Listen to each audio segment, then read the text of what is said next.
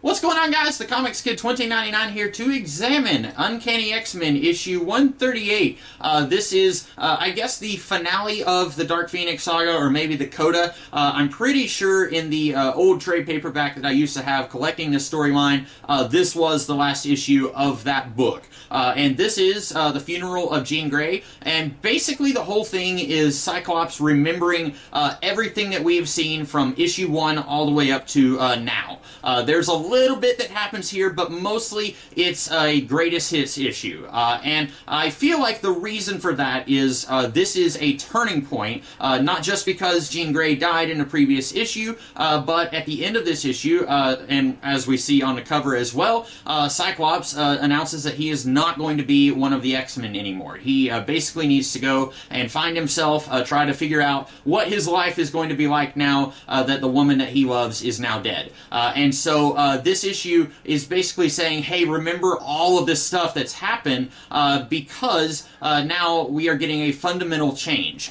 When you don't count Professor Xavier, we now don't have any of the original 5 X-Men present going from here forward. So this is a huge change in direction for the series, and I feel like that is why they wanted to take this entire issue to say, remember that time they met the Mimic? Remember when they went to the Savage Land? Remember Grotesque the Subhuman? And I didn't really need a reminder of all of that stuff, but I get why they did it since Cyclops is leaving the team and the book is going kind of in a bold new direction with him taking a leave of absence. A couple of things to note. Number one, we do get a birthday for Jean Grey, and I am not sure when. I'm pretty sure it was John Byrne who coined the phrase of the, I don't remember what exactly he called it, but the sliding timeline for the Marvel Universe, where it's been so many years since the Fantastic Four went into space and got their powers, and that Marvel Universe time is not happening at the same rate that real-world time is. And we now see that here. According to this issue, Jean Grey was born in 1956, so she is 34 years old, and the X-Men, they graduated from the school. It was like around issue 10 or so, which I would think that would mean that Jean would be about 18 at that time. Of course, the X-Men, it took a very long time for them to actually leave after graduation, so maybe that graduation ceremony was all complete bull, I don't know. But I guess that means that it's been like 15 years since that issue. I think later on they say, no, it's not quite been that much time. I want to say if you look at stuff that's going on like in current day Marvel stuff, Cyclops might be in his mid-30s. I remember in Morrison's New X-Men, Emma Frost said that she was only like 29, I think. So she's probably just a couple years younger than Cyclops. I know that they are pretty close in age. There have been some comics that have kind of confirmed that. So this is, I guess, a prototype to saying that the Marvel Universe is not moving in real time. By now, they probably realize we have to kind of keep them a certain age. We can't let them age in real time because Fantastic Four issue 1 was 1961. This issue is in 1980, so it's been almost 20 years, and Cyclops is not in his 40s. These characters are not as old as you would think that they would be if time was moving at a regular pace, if you will.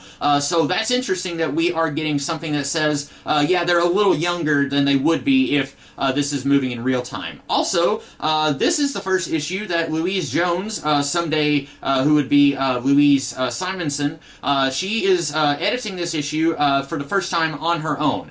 In the previous issue, Jim Salicrup and Louise Jones were co-editing the book, and then in the issue before that, Salicrup was editing by himself. This is Louise Jones her first time on the book by herself, and she will be on the book for quite a while. I don't remember exactly when she stops editing the series, but I want to say it's on up past when X Factor and the New Mutant series both start.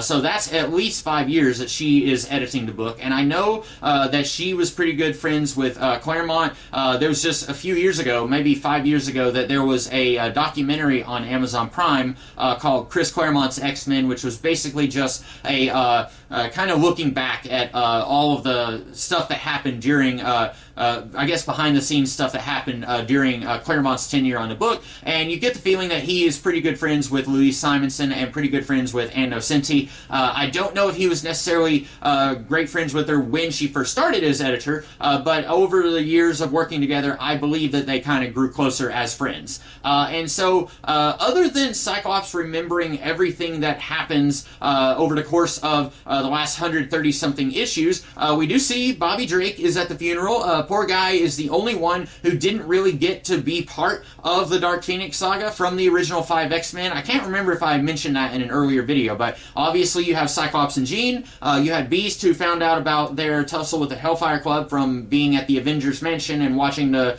security monitor. And then you had Angel. They went to visit him in Nevada or Arizona.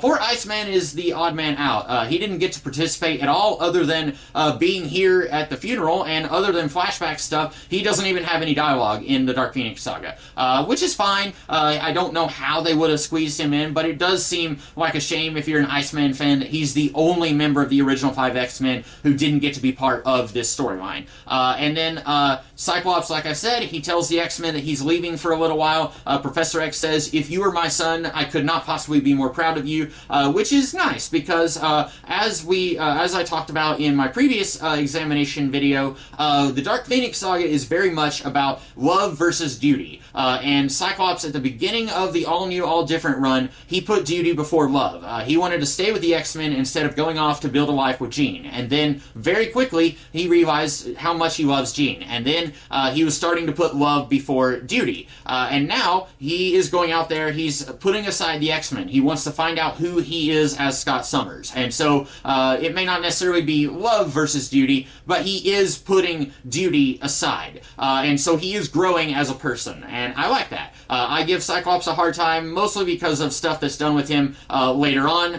but I really like what's been done with him over the last several issues of this run. And I like that Professor Xavier, who is putting duty before love, he chose to side with the X-Men against Lilandra, and we will see in the next few issues he decides to stay here on Earth. He is not going back to space with his girlfriend. He doesn't blame Cyclops for leaving the X-Men. He very much, he feels and sympathizes with him. And sometimes Professor X, even in this era, can be written as being very heartless and just a jerk, to quote Kitty Pryde, but I really like that he is a sympathetic shoulder for Cyclops here. And then the last page, Kitty Pryde, she arrives at the school to enroll, and then she's waiting for somebody to let her in. And I saw someone mention this on Twitter not too long ago, and I had never noticed it before. I'm 99% sure that Kitty Pryde's shirt has a swear word on it. I am not the biggest fan of Kitty Pryde, but this is hilarious. I have no idea. Just meeting her parents at the beginning of the Dark Phoenix saga, they didn't strike me as the kind of people who would buy Kitty this shirt, so I don't know where she got it, but I think that's hilarious. Really funny. And so that's about it for this issue. Not a whole lot going on, like I said, but a pretty big turning point after we just had a pretty big turning point with Jean Grey's death.